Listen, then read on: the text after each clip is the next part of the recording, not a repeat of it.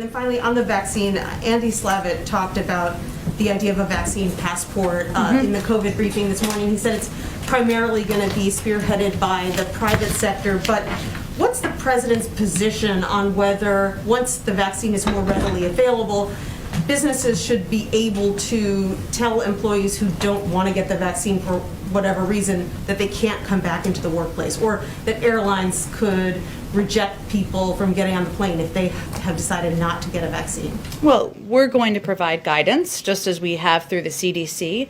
There's currently an interagency process that is looking at many of the questions around vaccine verification. And that issue will touch many agencies, as verification is an issue that will potentially touch many sectors of society, as you have certainly alluded to. That's guidance we'll provide. We expect, as Andy Slavitt, I think, alluded to, that a determination or development of a vaccine passport, or whatever you want to call it, will be driven by the private sector. Ours will more be focused on guidelines that can be used as a basis. And there are a couple key principles that we are working from. One is that there will be no centralized universal federal vaccinations database and no federal mandate requiring everyone to obtain a single vaccination credential.